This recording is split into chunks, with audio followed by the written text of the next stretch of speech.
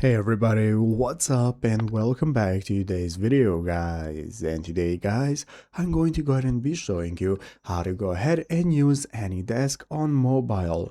This is a very simple thing to do, so make sure to watch this quick and easy video till the very end, follow my steps correctly so you can make sure that this works the same for you and you can do this yourself. But yeah guys, let's get straight into it.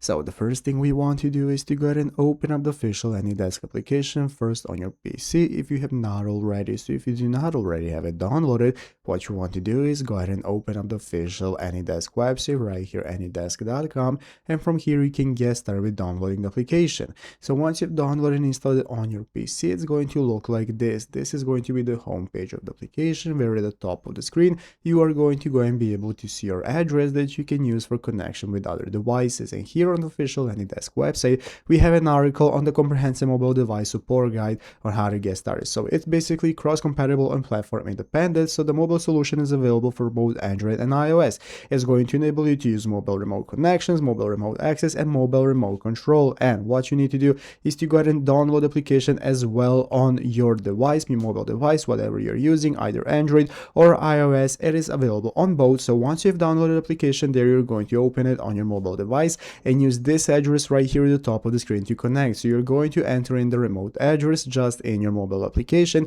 and once you enter in the address, you can confirm the connection right here and get started with using the AnyDesk on your mobile. So I hope this video was helpful. If it was, make sure to leave a like, subscribe to the channel. Thanks for watching, take care, and bye.